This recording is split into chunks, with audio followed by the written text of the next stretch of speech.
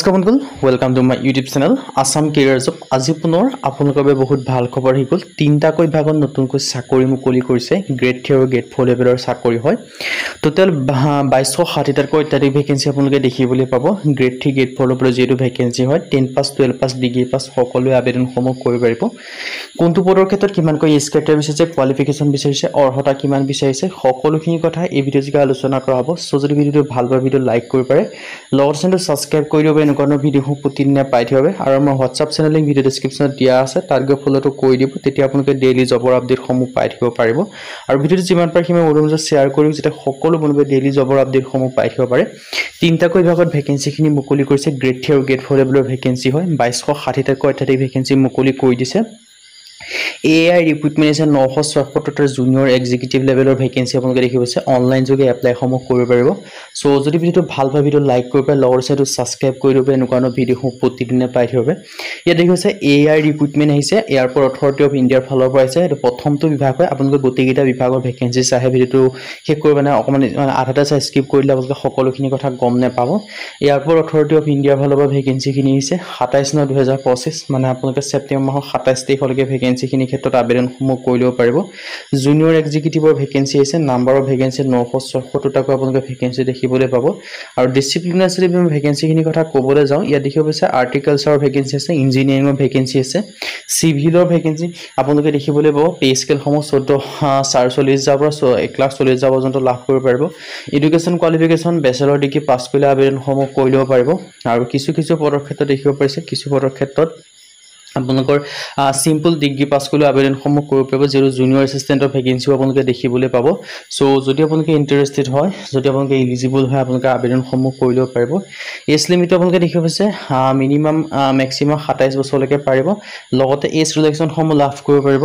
SC SC ক্ষেত্ৰত 5 বছৰকৈ, OBC ক্ষেত্ৰত 3 বছৰকৈ লাভ কৰিব। আৰু PWBৰ ক্ষেত্ৰত 10 বছৰ পৰ্যন্ত এজ ৰিলেক্সনসমূহ লাভ কৰিব পাৰিব। চ' যদি ইণ্টাৰেষ্টেড হয়, ইলিজিবল হয়, আবেদনসমূহ কৰি ল'ব পাৰিব।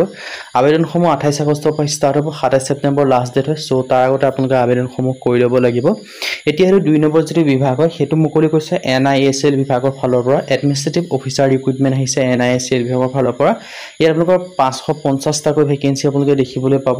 আৰু এই ভেকেঞ্চিখিনিৰ ক্ষেত্ৰত আপোনালোকে অনলাইন যোগে আবেদনসমূহ কৰি ল'ব পাৰিব। চ' যদি ইণ্টাৰেষ্টেড হয়, ইলিজিবল হয়, আবেদনসমূহ কৰি ল'ব পাৰিব। নিউ ইণ্ডিয়া ইঞ্চুৰেঞ্চ কোম্পানী লিমিটেডৰ ফালৰ পৰা ভেকেঞ্চিখিনি মুকলি কৰিছে। এডমিনিষ্ট্ৰেটিভ অফিচাৰৰ ভেকেঞ্চি আহিছে। আৰু গ্ৰেড 4 ভেকেঞ্চিৰ কথাও ডিছকাছ কৰি আছোঁ। চ' ভিডিঅ'টো শেষৰ ফালে ডিছকাছ কৰিম। চ' ভিডিঅ'টো আপোনালোকে শেষলৈকে চাব। ৰিক্স ইঞ্জিনিয়াৰৰ ভেকেঞ্চি আহিছে। এডুকেশ্যন কোৱালিফিকেশ্যন ইঞ্জিনিয়াৰিং ডিগ্ৰীত বিচাৰিছে। অট'মোবাইল ইঞ্জিনিয়াৰৰ ভেকেঞ্চিও আপোনালোকে দেখিবলৈ পাব। এডুকেশ্যন কমিশ্যন BE বা BTech বিচাৰিছে, তেতিয়া আবেদনসমূহ কৰিব পাৰিব। লিগেল স্পেচিয়েলিষ্টৰ ভেকেঞ্চি আছে, ইয়াত 50টা ভেকেঞ্চি দেখিবলৈ পাব। এডুকেশ্যন কোৱালিফিকেশ্যন গ্ৰেজুৱেশ্যন পাছ কৰিব লাগিব। চ' ইণ্টাৰেষ্টেড আৰু ইলিজিবল আবেদনসমূহ কৰি ল'ব পাৰিব। আৰু এডুকেশ্যন কোৱালিফিকেশ্যন MBBS বা MD বা MS PG মেডিকেল অফিচাৰ, তেতিয়াও আবেদনসমূহ কৰি ল'ব পাৰে। চ' ইণ্টাৰেষ্টেড আৰু ইলিজিবল আবেদনসমূহ কৰি ল'ব পাৰিব। স্পেচিয়েলিষ্টৰ ভেকেঞ্চি আছে, ইয়াৰ ক্ষেত্ৰত 25টাকৈ ভেকেঞ্চি দেখিবলৈ পাব। এডুকেশ্যন কোৱালিফিকেশ্যন BE বা BTech হ'লে আবেদনসমূহ কৰি ল'ব পাৰিব। আৰু বেচেলৰ মাষ্টাৰৰ ক্ষেত্ৰতো ভেকেঞ্চি আপোনালোকে দেখিবলৈ পাব। কোম্পানী ছেক্ৰেটাৰীৰ ভেকেঞ্চি আছে। আৰু এডুকেশ্যন কোৱালিফিকেশ্যন গ্ৰেজুৱেশ্যন পাছ কৰিলে আবেদনসমূহ কৰি ল'ব পাৰে। আৰু চ' ইণ্টাৰেষ্টেড আৰু ইলিজিবল আবেদনসমূহ কৰি ল'ব পাৰিব। চ' প্ৰতিটো ক্ষেত্ৰত এজ ক্ৰাইটেৰিয়াৰ ক্ষেত্ৰত এজ ৰিলেক্সনসমূহ যিটো গভৰ্ণমেণ্টৰ ৰুল হয়, সেইমতে লাভ কৰিব পাৰিব।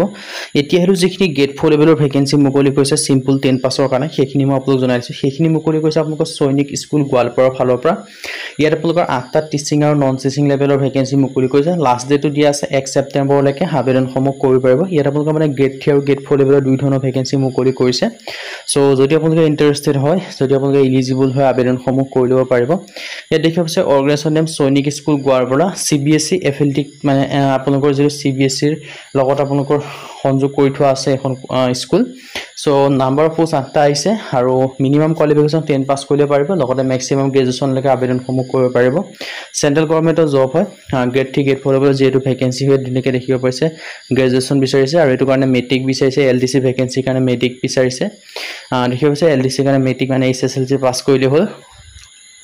আৰু লগতে মাৰ্টন ভেকেঞ্চিৰ কাৰণে মেট্ৰিক পাছ কৰিলে আপোনালোকে আবেদনসমূহ কৰিব পাৰিব লগতে আপোনালোকে ইংলিছটো জানিব লাগিব বুলি কৈছে ইংলিছটো ফ্লুৱেণ্টলি ৱাৰ্ড বয়ৰ ক্ষেত্ৰত মেট্ৰিক পাছ কৰিলে হ'ল ইয়াতো ইংলিছটো আপোনালোকে জানিব লাগিব চ' আবেদনসমূহ কৰিব পাৰে জেনেৰেল অফিচৰ ক্ষেত্ৰত 300 টকা এপ্লিকেশ্যন ফিজ SC SC ক্ষেত্ৰত 200 টকা পে'মেণ্ট মোডটো আপোনালোকে অনলাইন যোগে কৰিব পাৰিব চিলেকশ্যন প্ৰচেছটো ৰিটেন এক্সাম হ'ব স্কিল টেষ্ট হ'ব আৰু ডেমনষ্ট্ৰেশ্যন হ'ব আৰু ইণ্টাৰভিউ অনুষ্ঠিত হ'ব এইকেইটাত পাছ কৰিলে আপোনালোকে ফাইনেল চিলেকশ্যনসমূহ লাভ কৰিব পাৰিব হাউ টু এপ্লাই ইয়াৰ কাৰণে আবেদন কৰিবলৈ যিটো অফিচিয়েল এড্ৰেছখন ভালদৰে পঢ়ি চাব তাৰ পৰা যিটো অফলাইন কৰিব লাগিব মই এম্বেছমেণ্টৰ লিংক ভিডিঅ' ডেছক্ৰিপশ্যনত দিয়া আছে তাত গৈ ফ'ল' থ্ৰু কৰি আবেদনসমূহ কৰি ল'ব পাৰিব